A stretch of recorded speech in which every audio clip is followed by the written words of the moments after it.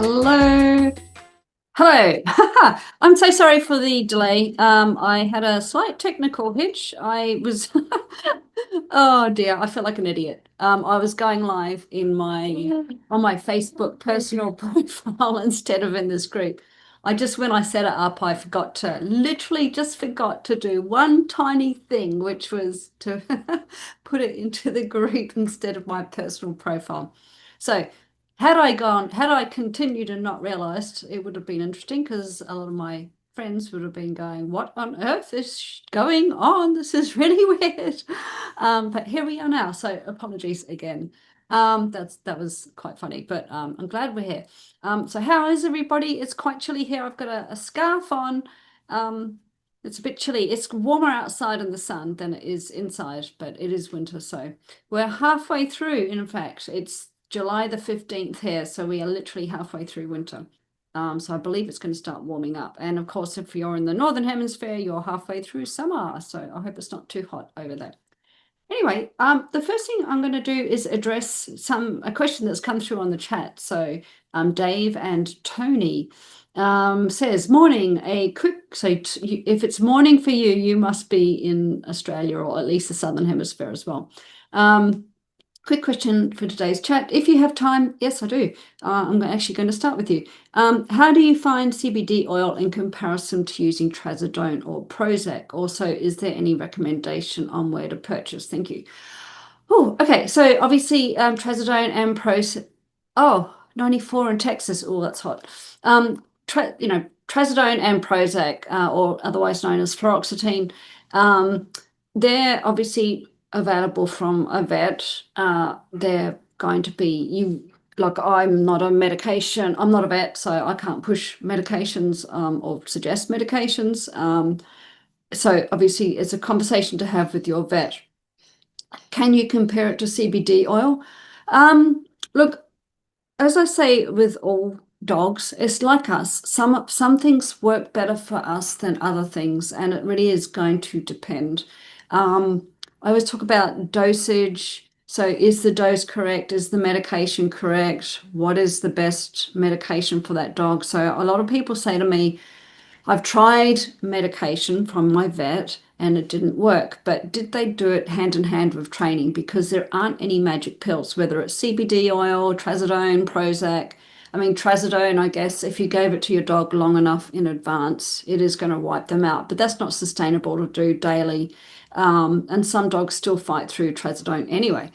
So it's like my mum had a heart. She's got high blood pressure. So she had to have pills and they didn't work for her. They had to swap them out for something else. And I think with dogs, with any kind of medication, it is also a case of figuring out what is the best option for your dog, but also remembering that it plays a supporting role. It facilitates the training, but it's not going to work as a standalone. Very doubtful. So in terms of CBD versus Trazodone or Prozac or some other medication, I think it's often a case of try it and see. Obviously, a lot of people don't want to put their dog on medication if they can go down a more natural route first. So if you're one of those people, yes. If your dog has generalized anxiety, though, so a dog that steps out into the big wide world and is fearful and can't cope with life in general, I would say that definitely warrants, at the very least, a conversation with a vet. I don't particularly like to medicate a dog if it doesn't need it, but I might reach in that case for a more natural alternative if we just need to take a layer of that anxiety off. CBD oil, in particular, you have to be mindful of what you're buying. So I don't know where you're based. In America, you can buy proper dog CBD. So you do need to have a tiny incy little bit of THC in your mix, but not too much because it's going to be too much for your dog. So you wouldn't give them a human CBD oil. You'd want to make sure you get a dog specific one. However, there's lots of clever marketing as well. So people will say, oh, but try this calming chew it's got hemp seed in it or what have you. It needs to be specific. So full spectrum, not broad spectrum, not GB, not isolate, should be a full spectrum one with that's suitable for dogs, so not too much THC. And if you so in America, CBD Dog Health in particular, they have a certificate of authenticity. I think that's what it's called, a COA, um, which means each batch that is created is, what it should be. It's got that certificate with it to say it is the right stuff in there. Not all do. In Australia, CBD is a little bit trickier to come by. They were changing the laws, but I'm not sure where they are now. You can certainly get it from a vet, but it's going to be very, very expensive. I can give you some information on where to get it. I won't do it here online. But there are options here in Australia, or I'm sure there's probably options everywhere. I know CBD Dog Health, I don't think they can send to Australia. So there's obviously going to be some restrictions in getting it here from overseas, because you've got to get it through customs and all that sort of stuff. So, but regardless of which route you go down, it's going to depend on training as well. So again, no magic pills. Everything plays a supporting role. If you're not sure, I mean, look, if a dog doesn't have generalized anxiety, I'm not sure that I would reach for prescribed medication as the first thing to do. I would probably try to find something a bit more natural. It's a case of finding out what works for your dog, basically. So if a dog, I've had plenty of clients, the dog does not have generalized anxiety. They just need to learn to be by themselves in a nice, kind manner, in a nice, kind and effective way. So the dog, yeah, I'm not making sense. Oh, it's so cold. My nose is cold. I'm trying to, it's hard to think when you're super cold. I should have put the heater on. Yeah, so look, you could try CBD, just make sure you get the right stuff. If you jump onto my YouTube channel, which is at Ness Jones, actually, I'll put it here. It's youtube.com/ at Ness Jones, YouTube. And look up Angela Ardolino, and I'll write that here as well, Angela Ardolino, in the search thing on my channel. I did a couple of interviews with her, and she tells you, she's from CBD Dog Health. She tells you what to look for, how sometimes even with a small dog may need a bigger dose than a bigger dog. It totally just depends on the dog and their level of anxiety. But again, no magic pills. So you do need to do your research, make sure you're getting the right one. As I said, full spectrum, and also do the training as well, because the thing is, so many people say to me, well, I tried natural calming trees, they didn't work. I tried CBD, it didn't work. I tried prescription medications, it didn't work. But did you do it with the training? That is the big question. If you don't do the training and don't do it properly, which is gradual exposure therapy to safe absences and desensitization, you're not probably going to move along. If a dog doesn't have generalized anxiety and we were going through the training and it hit a wall and it just couldn't break through it, then I would say, hey, let's look at something that we might need to add to the mix, whether that's prescribed or natural. So hopefully that answers your question, Dave and Tony. Okay, so Anonymous put in the group this message, which I shall answer. She says, will my dog's separation anxiety get better if I keep leaving him alone? She's been trying to do desensitization and slow departures with her recently adopted dog, who is a 2-year-old cavoodle. In her previous home, he had the company of another dog and would be left alone twice a week. This person, I don't know if it's male or female, been doing slow departures, only getting up to a minute plus before he cries and scratches at the door since we got him. Okay. However, in the last few days, we've needed to leave him alone. We usually take him to a sitter, which is good. And on the first day, he was alone for 4 hours, cried and howled for 40 minutes. Second day, he was alone for an hour and a half, and he cried and howled for 20 minutes. And today, he was alone for 2 hours, and he cried and howled for 15 minutes. So the time is decreasing. Should I keep leaving him alone for an hour or so every day? It doesn't say how long you've had him, just newly adopted. Okay, recently adopted. To see if the howling and crying lessens. After this initial period, he would lie down on the floor, lie down in his bed or on the floor, both by the door. On top of that, should I also keep working on safe departures with him? Doing short duration training every day until he can increase. Yeah, look, what it sounds so as you are no doubt aware, it certainly sounds like it. You understand the thresholds. So obviously, if he's crying and howling, he's over the threshold at which he can cope, and that's not good. It's good that you've had a sitter. I would encourage you to keep getting one. Yes, his times are going down. I appreciate what you're saying. However, when you see him lying by the door in his bed, I mean, I would wonder if he's relaxed. Is he tense? I mean, this is the questions I would want to ask a person in person. Like, is what does he look like? Is he actually stiff as a board and really, really super tense? Or is he shut down, can't cope, don't know what to do anymore? Or is he actually relaxed? The thing with going over threshold, and this is a common thing that we see when people say, I'm doing the training. So at the beginning, you said you've been doing the training in slow departures, right? I've been doing slow departures. I'm not sure what you mean by slow departures. Only getting up to a minute before he cries and scratches at the door.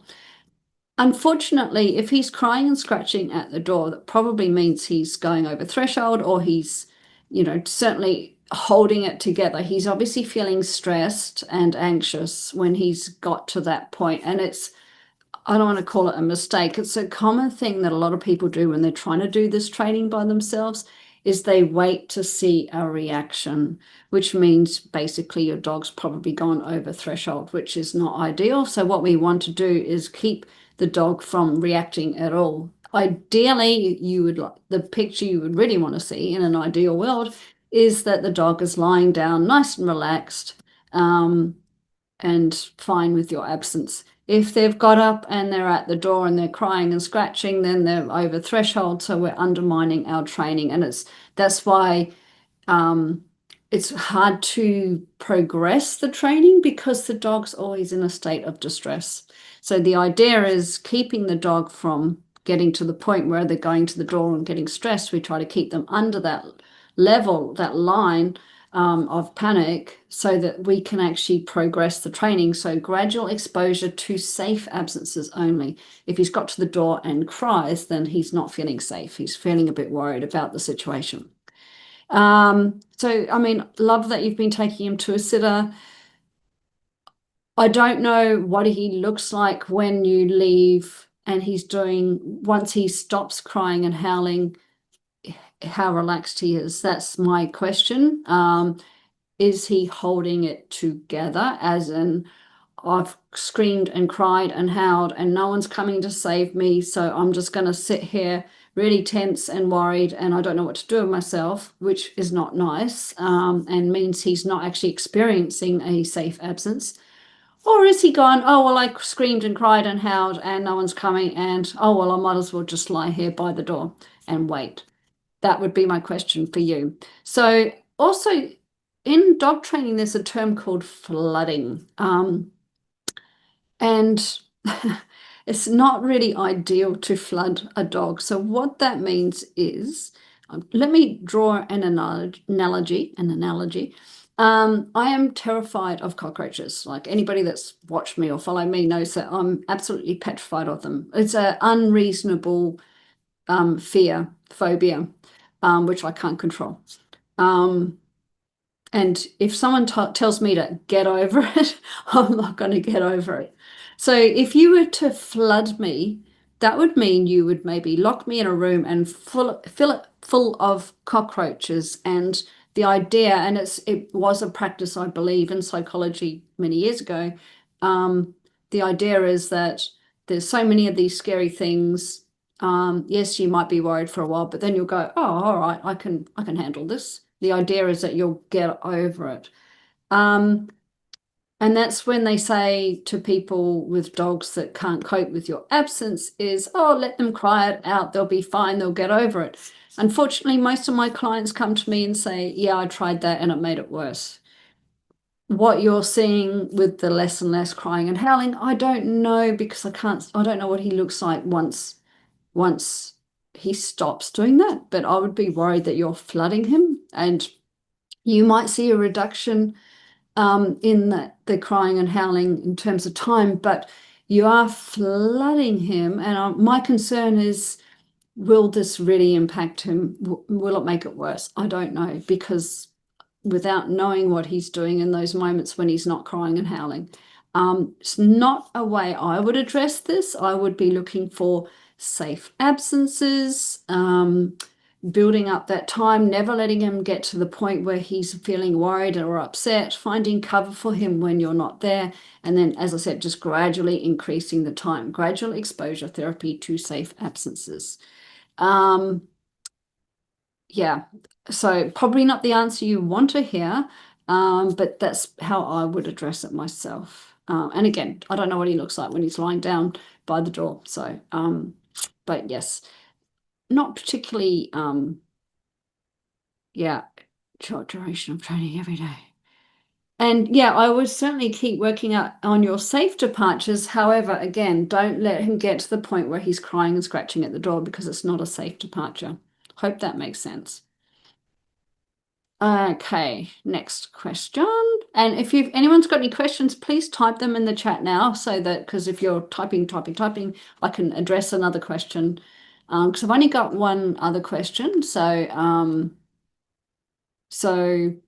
yeah, this one actually I answered in the Facebook group, but I think it's worthwhile talking about this. So Cheryl asked advice on crating. My dog has slept just fine in a crate for over a year.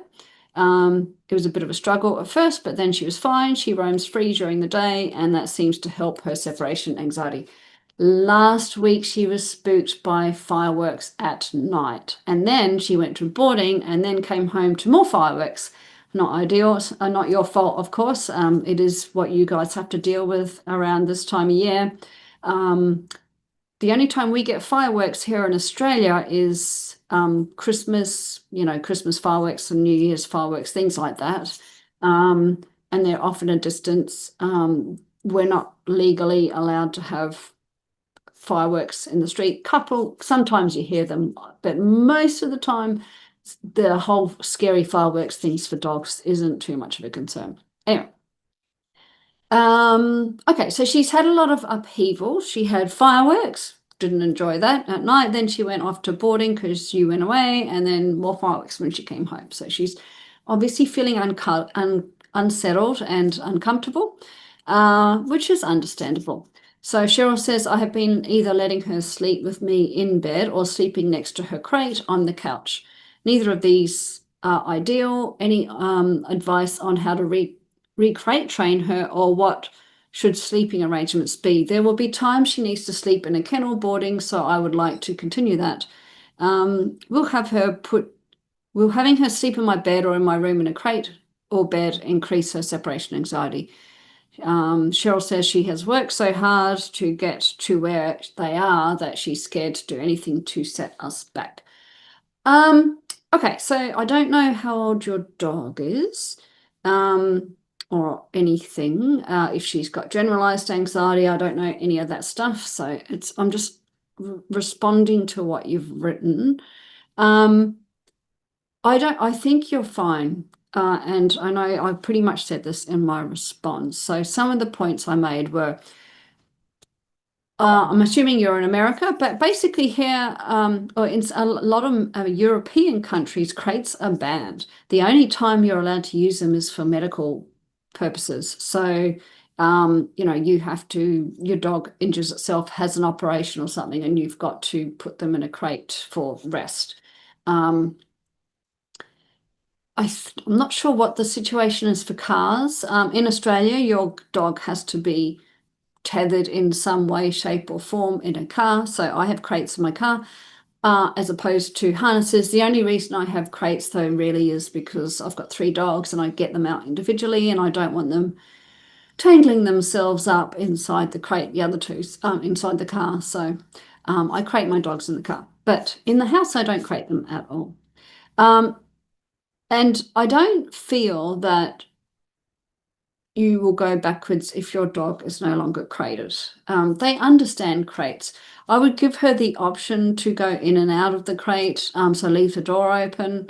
But in terms of where your dog sleeps, there's plenty of dogs that have separation anxiety that don't sleep with their caregivers, and there's plenty of dogs that do sleep with their caregivers that don't have separation anxiety.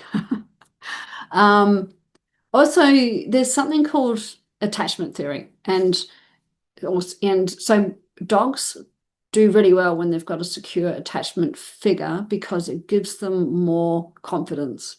And it's the same with children. So if they've got a really good relationship with their caregivers, then it allows them to feel more autonomy, more confidence to go and explore the world. So I actually prefer to have dogs with their guardians because they feel safer, they feel more comfortable.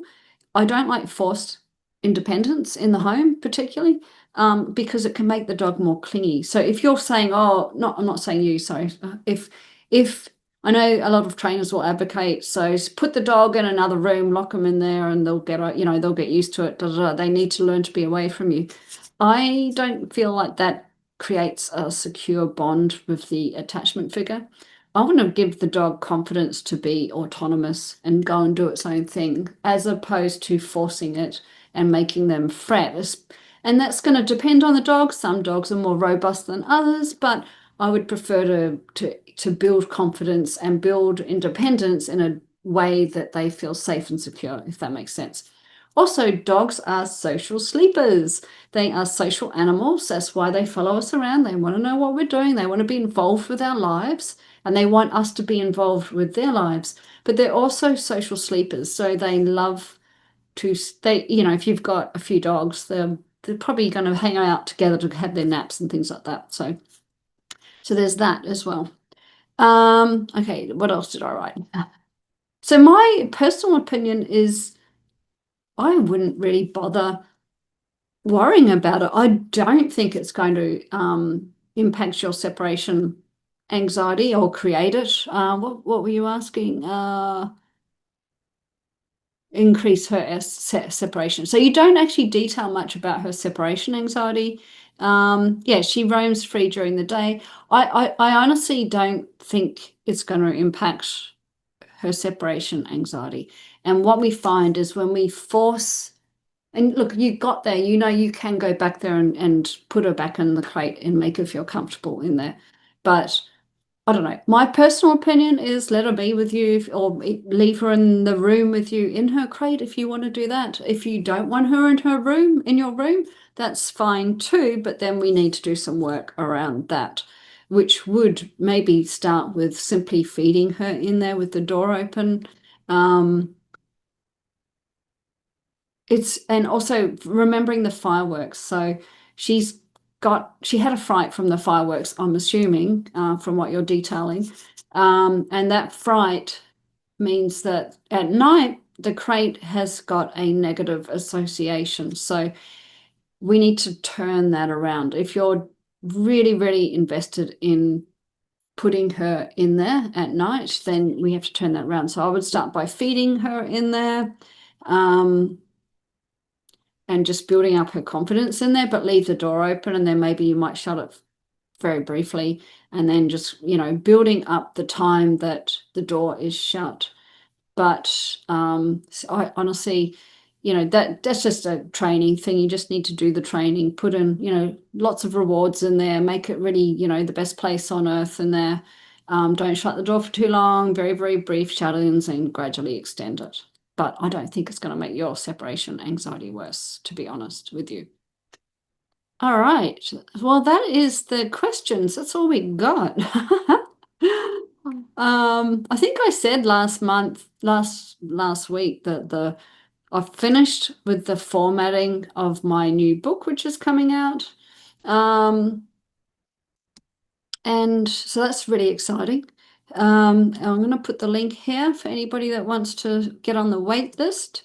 So it's basically with the publishers now, and it's kind of exciting because the next thing I get back is five um, proofs, five actual literal proofs. I'll actually literally have a book in my hand. So that's really super, super, super exciting. Other than that, no one's obviously got any questions, but I'll be back next week. Same time, same bat channel. Hopefully a little bit warmer. So thank you for joining me. If you've got any questions for next week, you can email me at hello@nestjones.com. That's nice and easy, isn't it? hello@nestjones.com. You can, when I create the event, you can ask in the event, or you can do it. You can do what Dave and Tony did, which is ask in the chat. It is exciting, Amy. Thank you. Yeah, it'll be out soon. So, oh, September. I'm launching it September the 1st in Australia. So it'll be Sunday afternoon, Sunday evening, depending on where you are in America, on the last day of August, August the 30th or something. So that's only 6 weeks away. Oh my goodness. I'm literally going to have a book in my hand in 6 weeks, like a proper finished one. That is very exciting. Okay. All right. I'm going to let you guys go. Hopefully see you next week. Please send some messages, some questions through, and take care and have a great week. And I'm going to shut this down now when I figure out how to do it.